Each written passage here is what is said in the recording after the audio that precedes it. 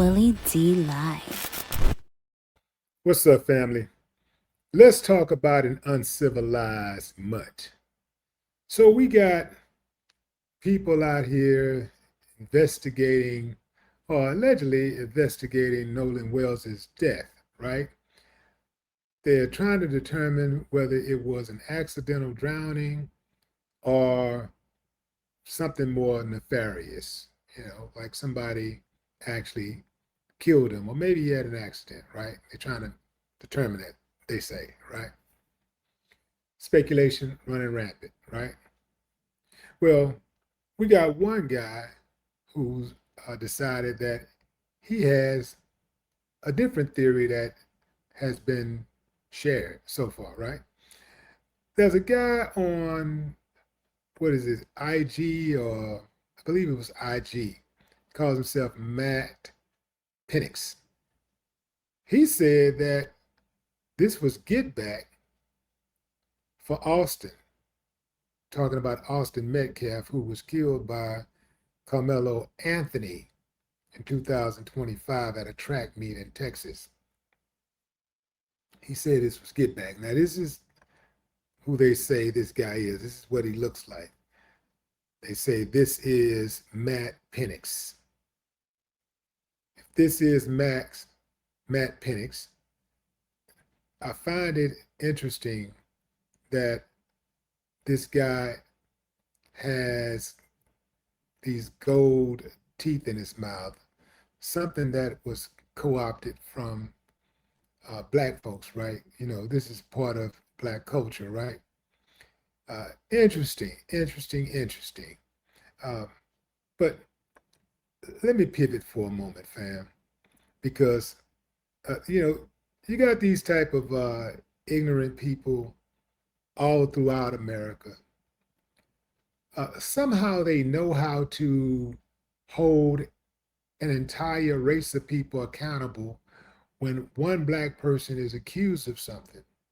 But they don't know how to do that when, and they also do that when one Mexican or Latino person or immigrant is accused of something, or a Muslim is accused of something. But when it comes to white people who are accused of something egregious, if they commit a crime, they tend to know how to isolate that. It's just automatically they know how to isolate it. And they say it was a lone wolf. He acted alone. They hold him to his own merit, right? So let this uncivilized mutt tell it. The theory is Nolan somehow paid the price for what Karmelo Anthony allegedly did to Austin Metcalf. Now, it's not alleged that he killed him. We know he killed him. If you want to talk about manner or why and all this type of stuff, then, there's room for discussion. But let's test that theory consistently, right? Let's test the theory of Matt the rat, uncivilized mutt consistently. Black Americans have been killed by white offenders throughout American history. So, who exactly, Matt, are supposed to pay for those debts? Think about it. Emmett Till, James Byrd, the Charleston Church Massacre, Ahmaud Arbery, the Buffalo Supermarket Massacre. And what about Trayvon Martin? Did I mention Emmett Till? What about George Floyd, Walter Scott, Eric Garner, Michael Brown, Tamir Rice, Amadou Diallo? What about the Tulsa Race Massacre? What about Rosewood Massacre? What about the lynching era? From the post-Civil War to the mid-20th century, over 4,000 lynchings of Black Americans occurred on U.S. soil. Exactly who are supposed to die for those killings?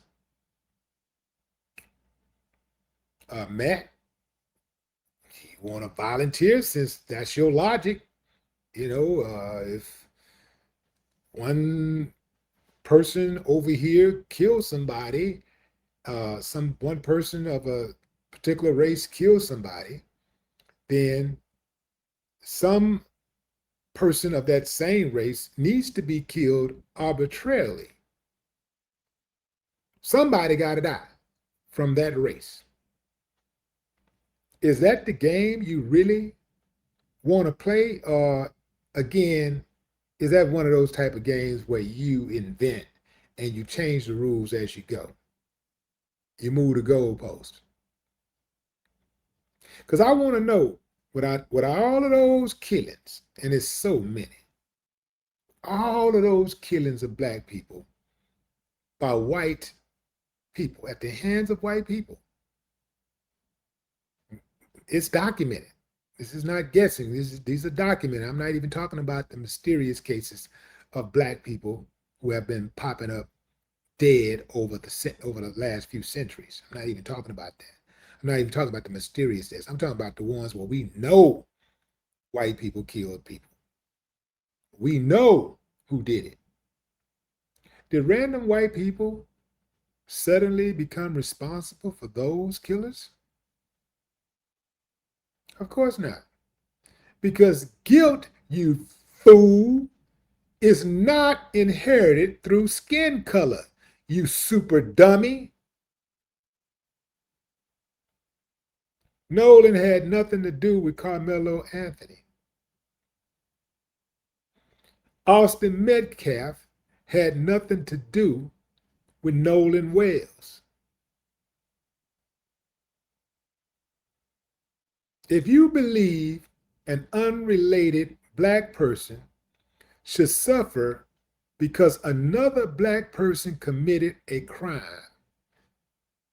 you're endorsing collective racial punishment, which is something you probably don't know nothing about because you're that slow. You are your mammy's son.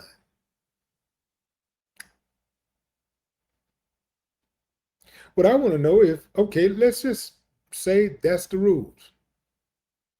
Okay, so we all just one big gang now, huh? You hit us, we hit you. You hit us, you hit. Y'all, you really want to play that game? I don't think you want to play that game. I don't think it's not that you don't want to play the game because you think that, Black people have some type of advantage. It's just that you don't want to take no losses. You feel what I'm saying? You don't want to take no losses at all. Because once you accept that logic, where does it stop? The whole argument collapses the moment you apply the same standard in the opposite direction. I'm talking about the entire argument collapses. Because you have uncivilized mutts like Matt, who really plays the victim. He plays the race card, he plays the victim. Black homicide victimization remains disproportionately high. When you consider this, I want you to think about this, fam. In 2023, Black homicide victimization rate was 21.3 per 100,000 people. Compare that to 3.2 for white Americans. But here's another fact. Most violence occurs within racial groups. 84% of Black homicides or white homicides are white victims white homicides or white victims, they were killed by white people. 93% of black homicides, black suspects, black offenders. The trip part about it is most of us have heard that before. We've heard it time and time again. And so we actually know that crime is about proximity.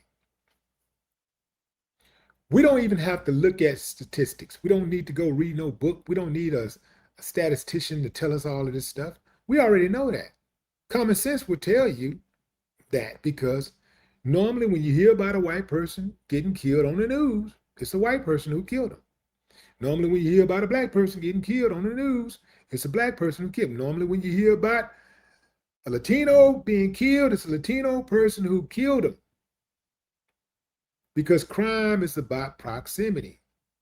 People harm the people who they're closest to. So most of us, we understand that. We know that. But focusing on that fact is too much like right. Because the uncivilized mutts, they have to figure out some kind of way to blame anybody but themselves. They got to figure out some kind of way to escape accountability. A lot of times when you have these mass shooters, they're mass shooters because they've given up on life.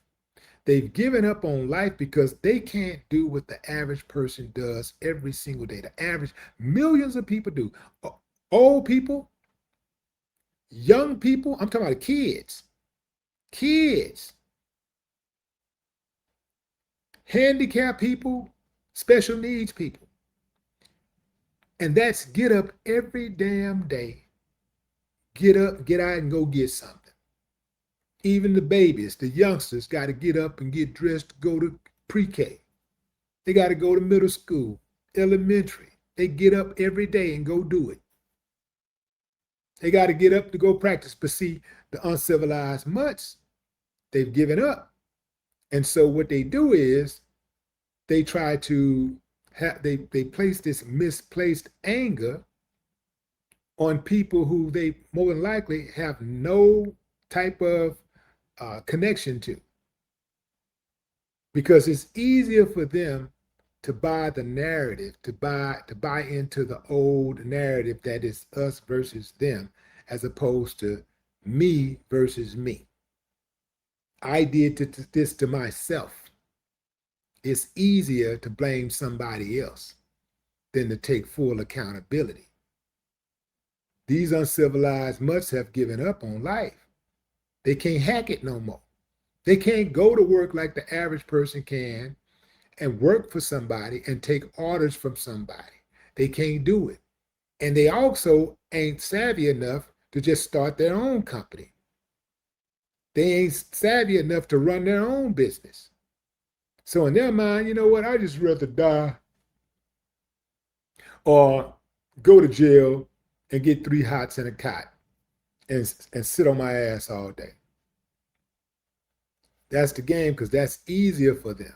Crashing out is easier than actually being civilized. What this uncivilized mutt Matt said makes absolutely no sense. And unless there's evidence connecting Nolan's death to Karmelo Anthony's case, racial payback is an inflammatory social media theory, not an established explanation. No more talk.